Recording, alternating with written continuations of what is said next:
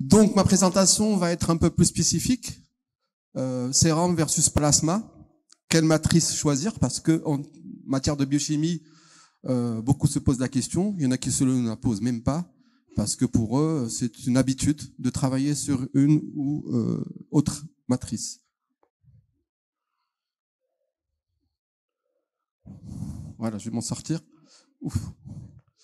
Donc sérum plasma, comment choisir? Parce que dans la biochimie, là aussi, il y a plusieurs panels, il y a plusieurs paramètres, il y a plusieurs bilans, bilan hépatique, bilan hormonal, marqueur cardiaque, chimie de routine, électrolytes. Donc pour chaque panel, normalement, on doit faire un choix. Maintenant, je vais vous demander gentiment, ceux qui utilisent le sérum, est-ce qu'ils pourraient lever la main? Dans la biochimie, j'entends, oui. Je vois que le plasma, que le sérum. Les autres, qu'est-ce que vous utilisez dans vos laboratoires? Plasma. Les deux. La C. Combien utilisent la C? Vous êtes un peu timide, exprimez-vous. Hein. C'est votre congrès, exprimez-vous. Les deux. Donc la plupart utilisent les deux. Effectivement.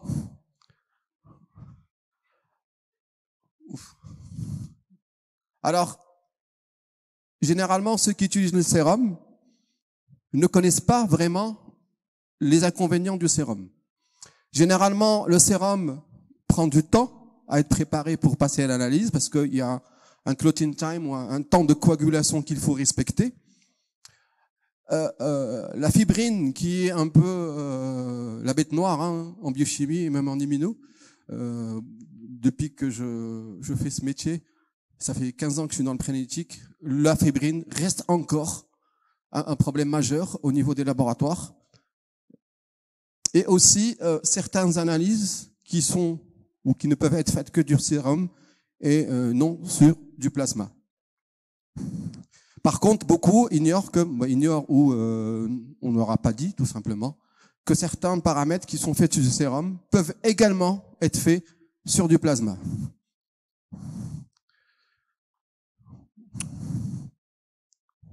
Ça va trop vite. Hein. Alors pourquoi on utilise du sérum? Généralement, c'est par habitude, par tradition. Le technicien arrive dans le labo, le biologiste aussi. On utilisait du sérum, donc on continue à utiliser du sérum. Personne nous a nous a informé qu'il faut utiliser autre chose. Très peu de chances que les laboratoires migrent vers l'utilisation du plasma, parce que des fois, ils ne connaissent pas vraiment les avantages qu'ils pourraient avoir en utilisant du plasma. Ils ne connaissent pas vraiment les avantages qui peuvent avoir du plasma et qui négligent un peu, si vous voulez, si je me permets de le dire, les inconforts que peut présenter le sérum. On m'a demandé d'aller un peu plus vite, donc je vais un peu d'accord. Alors le plasma, c'est vrai que tout le monde pense au lithium héparine, mais le plasma, il est dans d'autres tubes. Hein. On va le retrouver dans un tube DTA, c'est du plasma. Dans un tube citraté, c'est du plasma. Dans un tube fluoré, c'est aussi un plasma. Mais dans la biochimie, il n'y a que, comme vous le dites, l'héparine de lithium qu'on peut utiliser en chimie clinique. Parce que c'est le sel de lithium qui est le plus utilisé. Dans le DTA, le citrate et l'oxalate sont des catcheurs, des capteurs de calcium. Donc pour un ionogramme, ça va fausser. Et aussi, ils sont impliqués dans les contre-ions comme le sodium ou le potassium. Donc utiliser un plasma de DTA au citrate ou fluoroxalate, c'est complètement déconseillé, surtout si vous allez faire un ionogramme. Qu'en est-il du TAT? Je remercie professeur Bourriala qui me lançait la perche tout à l'heure. Quand j'ai vu sa slide, automatiquement j'y ai pensé. Alors le TAT, c'est comme... Bon, il m'a volé un peu la surprise. C'est le turnaround time, d'accord? Et ils ont francisé un peu délai d'exécution des analyses. Moi, je vais essayer de l'arabiser, parce que c'est dans notre contexte. Hein? Muddat tatbiq tahlil. C'est ça? Ou on pourra choisir un autre terme, d'accord? En fait, c'est le temps entre le moment où l'échantillon arrive au laboratoire et le moment où on va rendre le résultat. Parce que dans la phase préanalytique, il y a une partie qui se fait hors du laboratoire, elle ne devait pas vous incomber. Sauf si, dans les recommandations, dans la pratique de votre hôpital, vous exigez des délais d'acheminement bien précis. Le glucose, moins de 30 minutes. D'autres paramètres, moins d'une heure. Il y a d'autres paramètres, moins de 2 heures, etc. Donc, vous pourrez maîtriser. Et là, je rejoins le professeur Boukhira et Hicham et d'autres professeurs qui sont passés avec moi. Malheureusement, et depuis que je pratique ça au Maroc, très, très peu de maîtrise au niveau du labo de ce qui se passe en dehors du labo. D'accord? Il y a l'année dernière, je pense, juste après Covid, j'ai eu une expérience avec un CHU, je ne vais pas le nommer, où on a formé, sensibilisé, éduqué un peu les techniciens de laboratoire aux bonnes pratiques préanalytiques. Ils m'ont dit, hop, il n'y a pas que nous. Il y a les infirmières dans les services. Donc on a étendu, c'est un projet qui devait durer 3 mois, ça a duré 9 mois parce qu'il fallait inclure. Donc on a fait un programme étendu, on a inclus les majeurs de services, on a choisi 4 services pilotes, pédiatrie, urgence, réanimation et néphrologie, parce que c'est aussi une pièce maîtresse dans ce processus préanalytique. Donc le temps où le tube arrive au labo, plusieurs études montrent que c'est un critère qui commence à prendre beaucoup d'importance, parce que maintenant, comme avait dit le professeur Boukhira aussi, la technologie avance, les automates sont de plus en plus rapides, mais si on les ralentit avec la phase préanalytique, on ralentit tout le processus. Ok? Donc il faut aussi que la phase préanalytique suive un peu ce mouvement. Qu'est-ce que vous voulez, hein? C'est comme avant, on allait manger au restaurant, ça ne nous dérangeait pas de rester 2 heures parce que ça faisait plaisir. Maintenant, on va dans des fast-food, d'ailleurs le terme fast-food, parce qu'on a envie de manger vite, s'en débarrasser et passer à autre chose. Donc là aussi, dans les analyses, les clients qui sont pour vous, c'est les médecins, que ce soit d'hôpital ou dans le privé, exigent de plus en plus d'avoir un résultat le plus rapidement possible. C'est fou, hein? Makrash, il s'effte l'analyse, 10 minutes après, il a le résultat. Vous lui dites, hein, c'est pas un guichet automatique, le labo. Ok, donc plusieurs études ont montré que le turnaround time, ou délai d'exécution des analyses, ou muddat tatbiq tahlilat, devient très important comme critère de satisfaction, et dans le processus qualité aussi, dans les hôpitaux ou aussi auprès des laboratoires privés. Donc je vais passer rapidement les autres slides. Plusieurs études américaines, européennes. Vous voyez que ça vient en tête. Plus de 38% des infirmières considèrent que le turnaround time est parmi les critères les plus importants dans leur pratique quotidienne. Alors, par exemple, là, dans ça passe pas. Donc, pour les électrolytes, les infirmières ont demandé que le maximum est de 38 minutes. Quand ils ont fait des calculs dans les labos, c'est entre 40 et 60 minutes. Donc, ils se sont dit, il faut qu'on raccourcisse un peu ce turnaround time pour les électrolytes. Le temps de coagulation, alors quand on utilise du sérum, on est obligé, et beaucoup l'oublient, qu'on ne peut pas faire un prélèvement sur un tube sec, avec ou sans gel, et après 10 minutes, on centrifuge. Pourquoi? C'est la fameuse présence de la fibrine. Il y en a beaucoup qui me disent, oui, mais le sang, il coagule en 2 minutes. Oui, mais la coagulation est complète, c'est-à-dire que la fibrine en suspension ne se met autour du culot qu'après minimum 45 minutes. Donc normalement, pour ne pas avoir de problème de fibrine dans votre échantillon, je vais y revenir, il faut respecter ce temps. C'est pas moi, c'est pas BD, c'est pas MasterLab qui le dit, c'est des recommandations internationales. D'accord? Donc, ce fait d'attendre sur un tube sérum 30 minutes, 60 minutes, on va dépasser le temps souhaité par les prescripteurs. D'accord? Beaucoup de labos, oui, mais j'ai des urgences. Oui, mais des urgences, c'est quoi l'urgence? Glycémie, c'est une urgence? Généralement, à ma connaissance, vous pourrez me corriger, les vraies urgences sont les marqueurs cardiaques. Parce que c'est un cas spécial où il faut agir très vite, donner un résultat rapidement, parce que le patient doit être traité très rapidement. D'ailleurs, figurez-vous que les études ont montré que tous les marqueurs cardiaques peuvent être faits sur du plasma. D'accord? Et l'information que je vous donne, vous savez très bien, le plasma, on n'a pas besoin, il n'y a pas de clotting, il n'y a pas de coagulation. Donc dès qu'il arrive, on le passe. Zéro temps d'attente. Donc, s'il vous plaît, s'il y a urgence, héparine. C'est simple.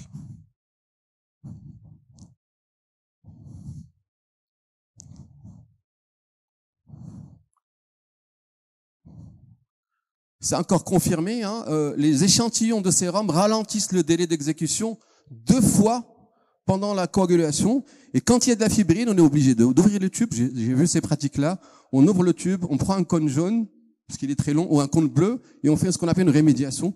Et ça vous fait perdre au moins 20 minutes. Donc autant le laisser se reposer tranquillement avant de le faire passer dans la centrie. D'accord ? Et on voit ici, si le temps de clotting est trop court, d'accord, ou bien beaucoup oublient, et ça je tiens à le dire, beaucoup oublient qu'il faut mixer le tube sec.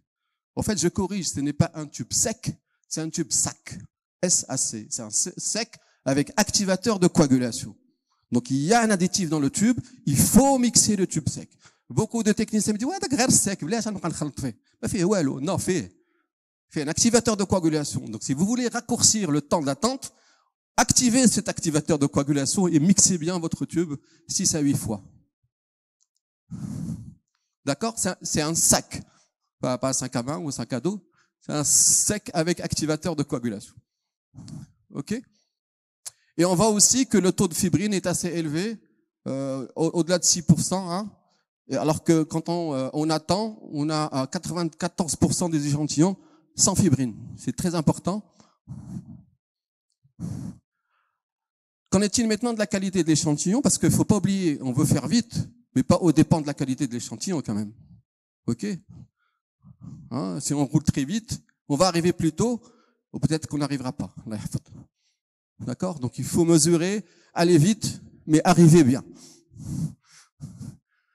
OK? Donc généralement, les problèmes en biochimie, ce sont des non-conformités concernant l'hémolyse, la présence de fibrine, et moins visible, hein, le contenu cellulaire.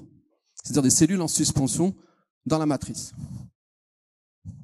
Je vais m'attarder un peu plus sur la fibrine et le contenu cellulaire, parce que l'hémolyse, on la retrouve quelle que soit la matrice, que ce soit du plasma ou du sérum, on va trouver de l'hémolyse. Par contre, la fibrine et le contenu cellulaire vont différer.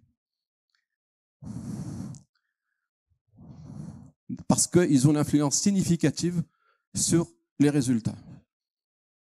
Donc la fibrine, c'est soit visible, mais des fois, c'est pas visible, d'accord? C'est des brins de fibrine, et on a des cas documentés, hein, sur des faux positifs en HIV, et plus grave encore, des faux positifs en troponine à cause de la présence de fibrine.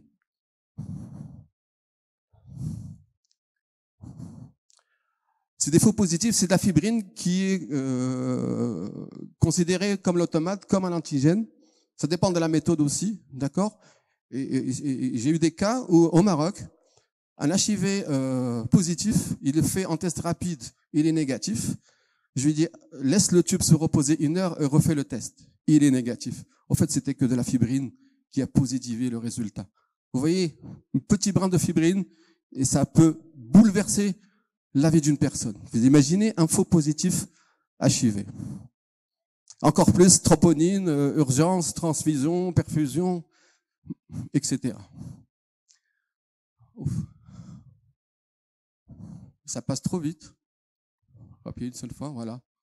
Alors, généralement, la cause de formation de la fibrine, comme je l'ai dit, je vais le répéter, c'est le temps d'attente. Il faut respecter, quand c'est un tube sac sans gel, c'est minimum 45 minutes.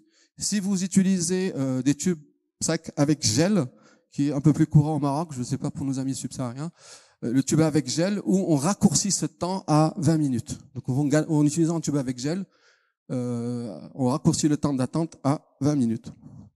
Le mixing aussi, d'accord?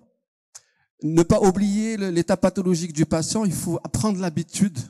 Et malheureusement, quand j'ai fait des audits dans les hôpitaux ou dans les labos privés, très peu de renseignements cliniques sur la fiche de prélèvement.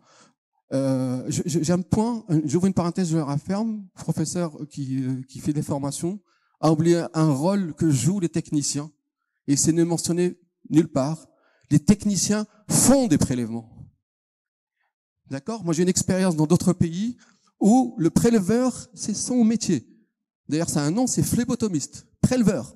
Il fait pas autre chose. Au Maroc, technicien, il fait la garde, il gère l'informatique et il fait des prélèvements aussi. Je ne sais pas, est-ce qu'il y a un titre dans les écoles qui va sortir où c'est des formations spécialisées en prélèvement?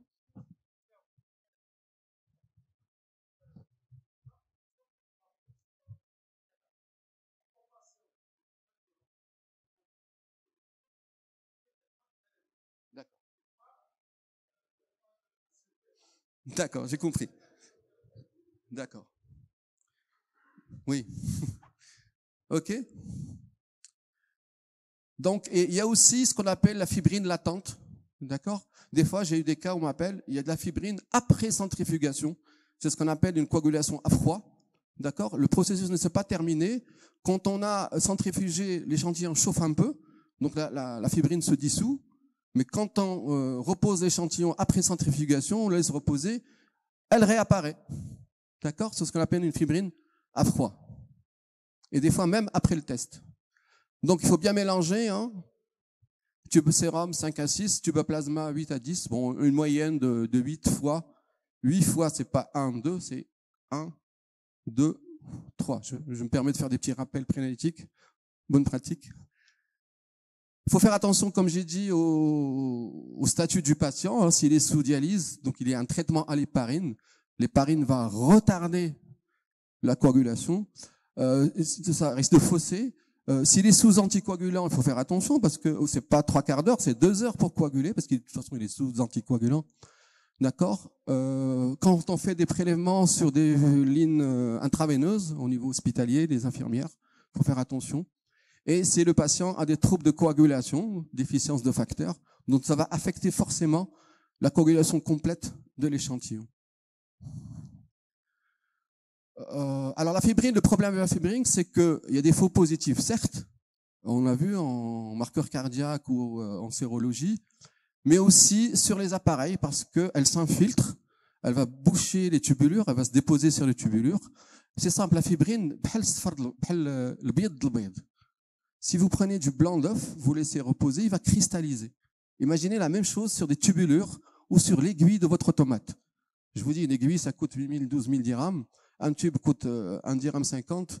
Le calcul est vite fait. Hein. Pourquoi je vais sacrifier une aiguille en plus du temps d'arrêt de l'appareil, de la maintenance qui va arriver, etc. On laisse, s'il vous plaît, reposer les tubes tranquillement et nous évite tous ces problèmes de blanc d'œuf, de fibrine. Pardon. Donc ça, on a vu, ça peut avoir aussi des interférences avec l'hormonaux sur les FSH, d'accord, sur la troponine, sur la lactate déshydrogénase aussi. Tout est référencé. Je suis là pour 3 jours pour ceux qui veulent avoir la documentation, les articles de référence. Marhaba, le savoir est fait pour être partagé. Alors le contenu cellulaire, là, c'est en faveur du sérum. Parce que de toute façon, ça coagule, donc il n'y a plus de cellules en suspension. Par contre, dans le plasma, on le voit sur le graphe du bas, on a des plaquettes, on a des globules rouges, des globules blancs qui risquent de rester en suspension parce qu'il n'y a pas eu de coagulation, donc les cellules sont libres. Même après centrifugation, il y a des cellules qui vont rester en suspension dans la matrice. Donc là aussi, ces cellules dans la matrice risquent de causer aussi des faux positifs, même sur du plasma, parce que c'est des cellules en suspension. D'accord? Les cellules en suspension vont continuer à être actives, donc ils vont vous consommer des ingrédients de la matrice, donc vont consommer du glucose, ils vont consommer du potassium, du sodium. Donc à ce moment-là, ils risquent de faire baisser un peu ces valeurs-là.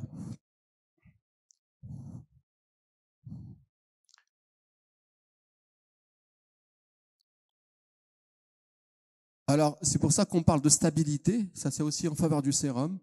Le sérum, si vous faites une analyse et vous savez que vous devez la garder 24 heures pour la refaire, par exemple un contrôle, il vaut mieux utiliser un sérum parce que c'est plus stable. D'accord? Les analyses sont plus stables parce que les cellules sont coagulées, il n'y a pas de consommation d'ingrédients, donc un sérum est plus stable généralement sur 24 heures qu'un plasma. Le potassium et le phosphore augmentent dans le sérum en raison de la coagulation. Donc quand vous faites un bilan iono sur du sérum, vous risquez d'avoir des résultats un peu plus élevés. sur ces deux paramètres. Et une corrélation a été faite un peu même sur l'énumération plaquettaire et l'augmentation de la kaliémie à cause de la coagulation, parce que avec une coagulation, il y a libération de potassium qui sont dans les globules rouges, donc on risque d'avoir une fausse hypercalémie dans certains cas. Juste pour rappeler donc que quand on utilise une matrice, il faut faire attention à ces paramètres qui peuvent être affectés, qu'on utilise soit du sérum ou du plasma. Alors, le seul, je dirais, paramètre clair sur lequel on ne peut pas utiliser le plasma, c'est le fibrinogène. D'accord? Parce qu'il va fausser. Vous savez très bien que la fibrine provient du fibrinogène. Donc, il vaut mieux utiliser, pour les protéines totales en tout cas, utiliser le sérum. D'autres tests, je ne vais pas m'attarder. ALAT, AZAT, là aussi, il y a une différence. Alors, je vais vous passer rapidement. Je n'ai pas beaucoup de temps, mais bon, je vais aller à l'essentiel. Donc, ceux qui veulent les articles, ils sont disponibles, hein, avec grand plaisir. Donc, tous ces paramètres-là ne sont pas affectés, qu'on utilise. Donc, il y a eu des études comparatives entre sérum plasma sur une série de paramètres. Donc, tous ces paramètres-là, il n'y a pas de différence. Sérum ou plasma, c'est la même chose. Par contre, il y a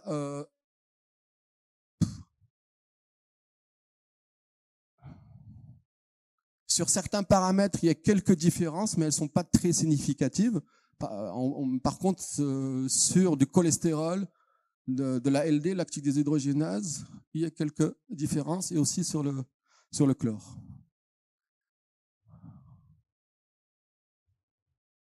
Alors là, il y a des différences qui sont statistiquement présentes, mais cliniquement qui ne sont pas très importantes, parce que vous avez dans les résultats, je ne vous apprends rien, il y a des valeurs seuil et des valeurs plafond. Donc, quand ça ne dépasse pas, ce n'est pas grave. Même s'il y a une différence entre sérum et plasma, ça n'affecte pas le résultat, en tout cas.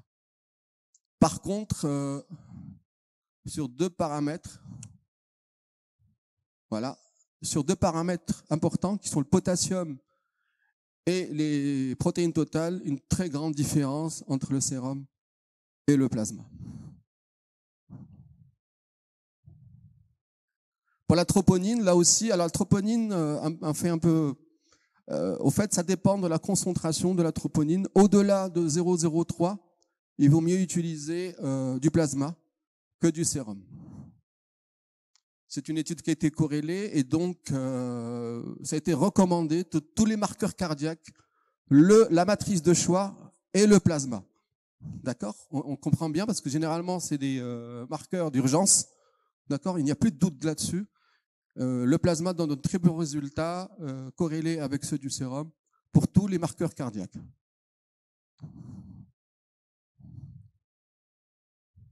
Donc vous avez des études aussi qui montrent qu'il n'y a pas de différence sur les bilans hormonaux, par exemple. Vous pouvez avoir le choix entre sérum ou plasma. Moi je ne suis ni sérum ni plasma. C'est le choix à vous. Hein. Donc pour résumer, hein, il me reste 5 minutes, le sérum sans cellules en suspension, une bonne stabilité au stockage et une large gamme de tests disponibles. Le plasma, il a aussi ses avantages. Hein. Le grand avantage, c'est le délai d'exécution qui est court. Le fameux STAT dont a parlé le professeur Bokhira, Short Turnaround Time. D'accord. Quand on utilise un gel, parce qu'il faut savoir aussi que même dans les tubes plasma, maintenant il y a des tubes plasma avec gel. Et là, c'est un avantage, je vous une parenthèse et je la ferme aussi. Quand on utilise du gel, un plasma avec gel, un hépariné avec gel, on réduit aussi le contenu cellulaire. Donc on réduit le risque d'avoir des suspensions cellulaires.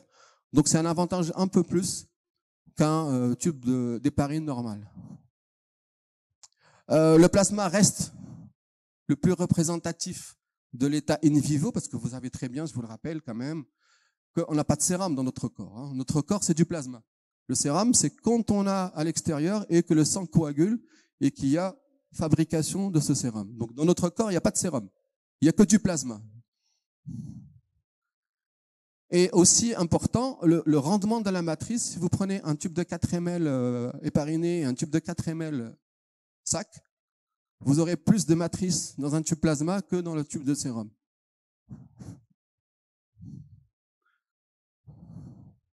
Alors les inconvénients, le sérum peut provoquer des pseudo-hypercalémies, les délais d'exécution et la fameuse interférence de la fibrine, soit avec les tests, soit un impact sur le fonctionnement des appareils et donc dans le rendement du laboratoire.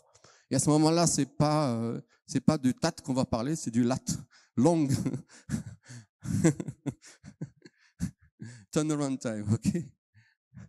Ok. Le plasma, l'inconvénient, c'est qu'il risque d'avoir des cellules en suspension, une stabilité réduite par rapport à certains paramètres si on doit redoser dans les 24 heures, mais si dans la journée, il n'y a pas de problème.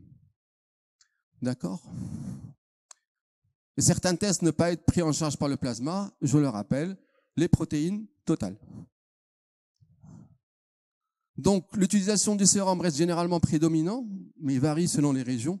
Tous les pays nordiques, Danemark, Suède, etc., c'est à 80% du plasma.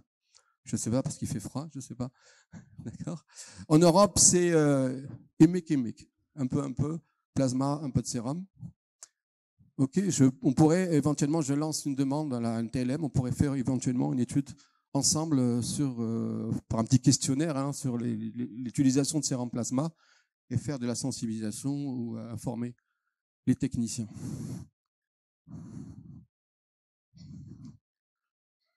Il y a des recommandations de fabricants d'appareils aussi. Vous trouvez dans les notices. Tu dis, la notice fait un sérum.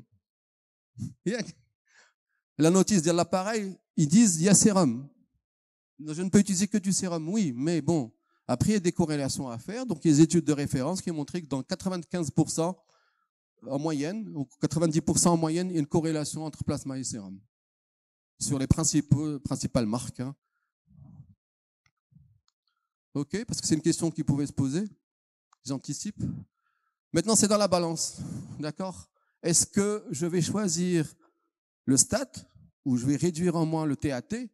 D'accord? Mais je vais éviter la présence de fibrine. Au Maroc, je vous le dis en toute franchise, elle est présente sur 98% des échantillons en biochimie. Ou bien, je vais beaucoup opter pour la stabilité de mes paramètres, d'accord, et la compatibilité des tests avec mes automates. Donc, si on choisit de raccourcir le temps et éviter la fibrine, évidemment, on va choisir du plasma sur lithium-héparine. Le seul cas où on ne peut pas utiliser du lithium-héparine aussi, je ne sais pas, il y a des techniciens d'hôpitaux psychiatriques, parce qu'on utilise du lithium dans les traitements des patients. À ce moment-là, il est recommandé de faire du sodium-héparine, mais pas par l'ionogramme parce qu'il y a du sodium. Donc, il faut faire le choix là aussi. Ok. Soit on choisit la stabilité et la compatibilité. À ce moment-là, on choisit un tube sérum. Donc ça, je pourrais vous le partager par la suite. Donc c'est un petit organigramme ou je me rappelle comment on appelle ça. C'est juste un arbre décisionnel. Ça dépend. Si vous utilisez juste où le temps n'est pas important, vous pouvez utiliser du sérum. Si le temps est important, mais il y a un risque de fibrine, il vaut mieux utiliser du plasma. Si c'est vraiment urgent, d'accord, il n'y a pas le choix, c'est du plasma. Lithium-héparine. Si le TAT n'est pas un facteur déterminant, si vous préconisez une meilleure stabilité de l'échantillon, si les recommandations particulières de compatibilité vous poussent vers l'utilisation, donc utilisez le sérum. Donc il n'y a pas vraiment de, je dirais, de pour ou contre. C'est chacun au niveau de ce laboratoire et vous pourrez faire des arbres décisionnels en fonction de l'analyse. Généralement dans le manuel de prélèvement, c'est mentionné dans le processus qualité manuel de prélèvement, telle analyse à faire sur plasma, telle analyse à faire sur sérum, telle analyse peut être faite sur plasma au sérum, en fonction aussi de la disponibilité des tubes au niveau du laboratoire ou de l'hôpital. C'est un résumé, je pourrais le partager. Alors, la présentation est au niveau de la NTLM, donc après, il n'y a pas de souci. Alors, qu'est-ce qui est plus important? Je vais demander encore une fois, est-ce que le temps court est important pour vous, technicien? Qui est pour un temps raccourci dans le délai d'exécution des analyses? 1, 2, 3, 4, 5. Oui, voilà. Tout le monde voudrait faire les choses plus vite. Pas vite, bien, mais dans un délai court pour passer à autre chose. Bien. pour aller analyser sur le Bédelware. D'accord? Donc vous n'allez pas chômer, hein. Je suis sûr. Si c'est un problème de fibrine, qui a des problèmes de fibrine? Kulchi, j'aime bien, hein. J'imagine que toutes les mains. Vous avez sur la pause, il y a de la glycémie. Vous pouvez pas lever la main? Qui a des problèmes de fibrine, s'il vous plaît? Plus de la moitié. Stabilité des analyses, ça va dépendre des analyses et aussi le choix des analytes. Est-ce que vous pensez que vous pouvez, ceux qui utilisent du sérum actuellement, suite à cette petite présentation, on peut rentrer dans le détail après, qui pourraient éventuellement passer au plasma? Oui, oui. Et on est là, l'INTLM nous connaît, on connaît l'INTLM, on est là pour accompagner, parce que c'est un changement aussi, comme c'est bien dit le professeur Boukhera, c'est un changement, donc on est là pour vous accompagner dans ce changement et dans ce switch vers le plasma. Merci beaucoup. Et changez de dimension. Voyez plus grand. Dans les temps?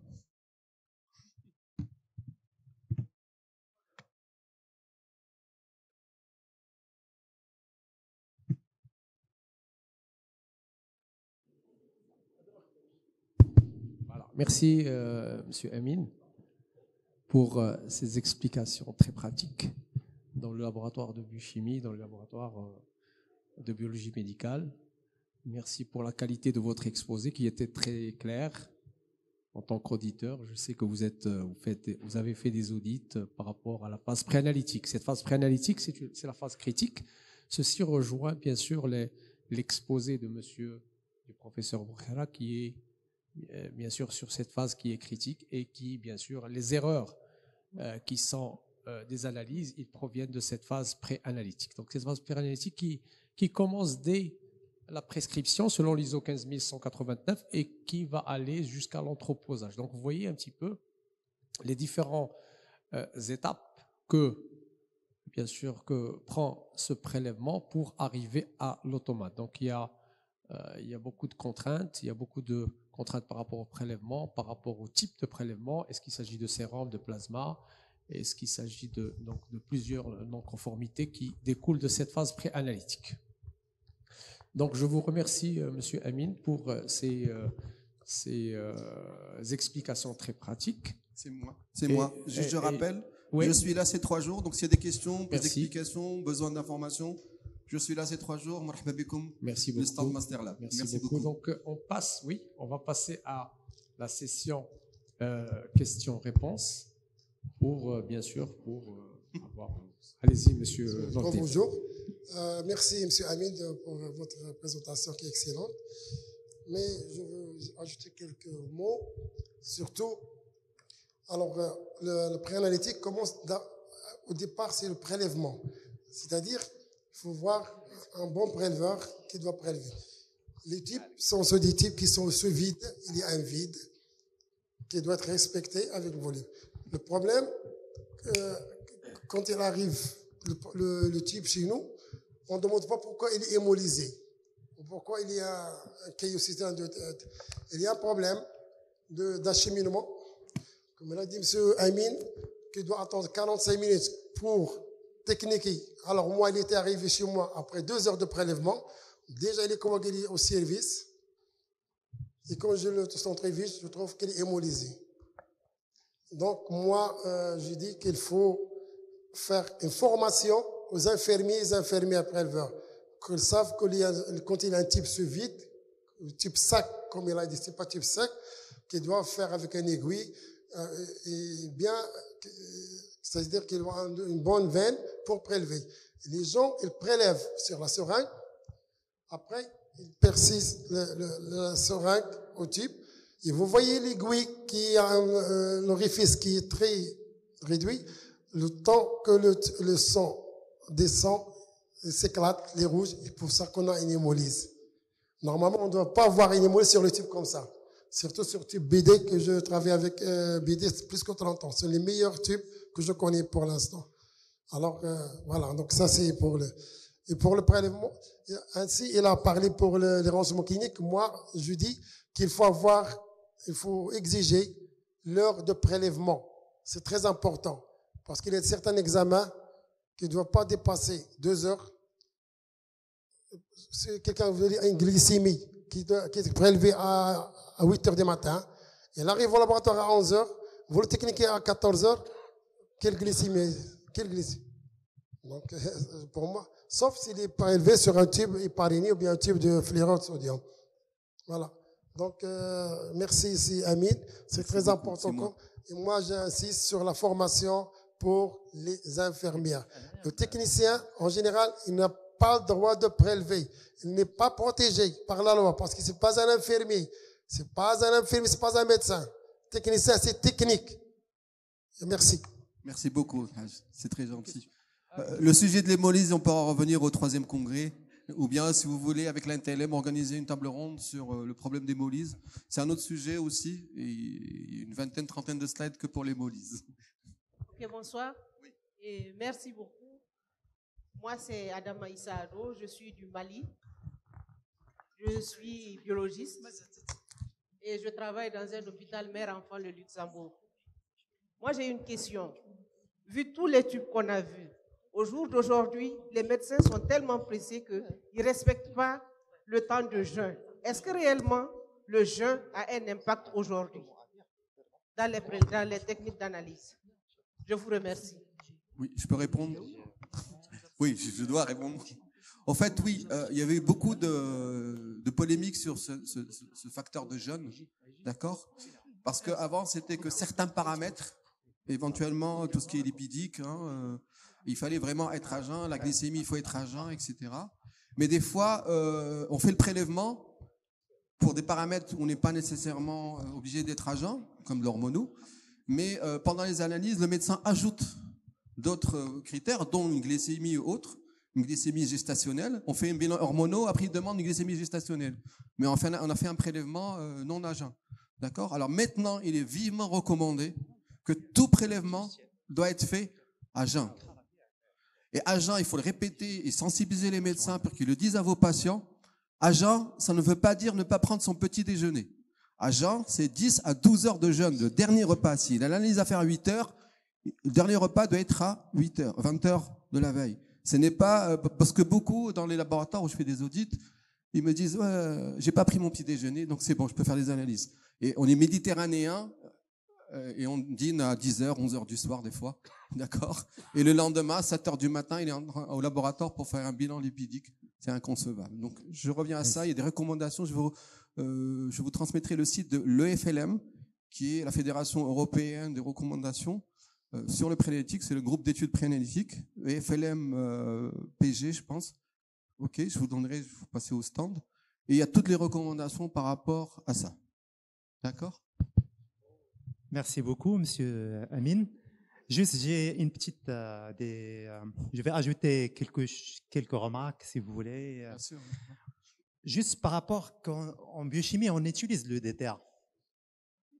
On utilise le DTA quand? Le DTA, c'est un conservateur de protéines. C'est pour cela, l'hématologie, c'est un conservateur de cellules. Et pour nous, en biochimie, c'est un conservateur de protéines. Donc, en hormonologie, on utilise le DTA. Certes, si on a quelque chose qui va être chélaté avec, on ne va pas l'utiliser. Mais on l'utilise quand même en biochimie. Deuxième des choses. D'accord, je vous termine après. Une chose pour ce qui est tube sec et tube avec activateur de la coagulation. Le tube sec, c'est le tube purge qu'on utilise en général. Mais le tube avec activateur de la coagulation, c'est en général pour activer la coagulation parce que la coagulation normale, ça prend plus d'1 heure. Alors, avec un activateur de la coagulation, on baisse à 40 minutes, mais pas moins de 40 minutes, parce que ce qu'on a vu de par l'expérience, moins de 40 minutes, vous allez faire face à ce que c'est la fébrile. Donc après, voilà ces 2 remarques. Rapidement, on va passer la parole puisque le congrès, le 2e congrès de l'ANTL est sous le parrainage du ministère de la Santé et de la Direction sociale. On passe la parole au docteur Aitmouh, c'est le directeur régional de la santé. Et à vous la parole, monsieur le directeur. Merci beaucoup. Et je vous le redis, on est là, je suis là en tout cas avec mon équipe tous les 3 jours. N'hésitez pas.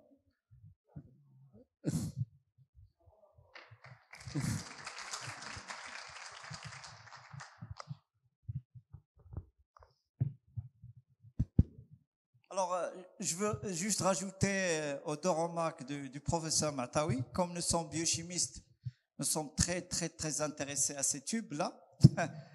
Et à cette hantise c'est la hantise, en fait, la fibrine. Ça peut vous faire bousiller toute une sonde, toute une aiguille de prélèvement. C'est vrai.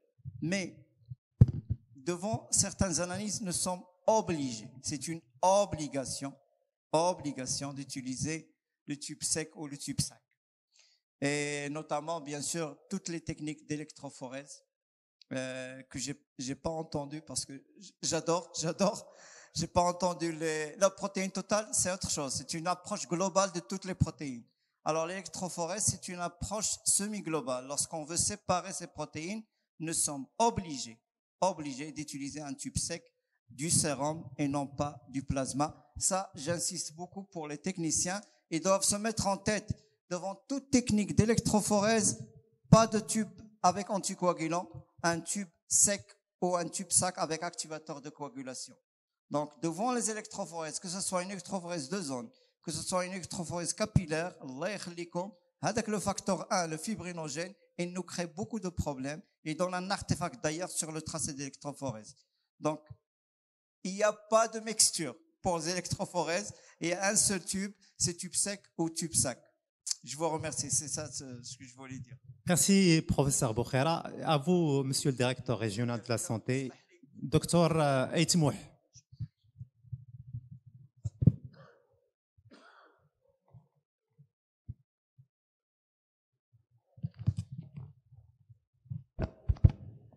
Et je corrige une chose, je représente le directeur régional de la santé et la protection sociale. Il est en mission à Rabat, donc il a voulu assister, mais malheureusement il est en mission, donc je suis ici en le représentant. Donc cher professeur, chers techniciens de laboratoire et techniciens de laboratoire, marocains et d'autres pays, du Mali, de la Mauritanie, de la Tunisie, du Sénégal. Donc, vous êtes les bienvenus à votre pays, le Maroc, et particulièrement un bon séjour à Marrakech.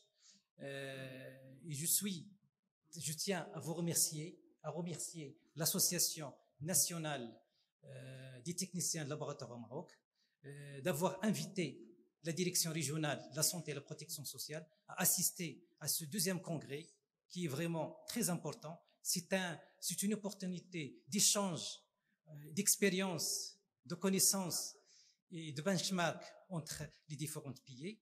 Et certes, le rôle du technicien laboratoire, comme il indique le thème, donc c'est un élément clé dans le processus analytique. C'est très important. Et ceci, il est concrétisé dans la pandémie Covid-19. Où vraiment, le technicien de laboratoire joue un rôle très important. Je crois, il y a quelqu'un qui le sache, les autres ne le sachent pas, que le technicien de laboratoire, dans le cadre des épidémies, en matière de santé publique, des urgences de santé publique, il figure parmi les membres de l'équipe d'intervention rapide. C'est un membre permanent parmi les épidémies, etc. Donc, très important. Ça dit que le technicien de laboratoire, il a son rôle, il ne faut pas qu'il se sous-estime, il est valorisé par ses prestations qu'il offre.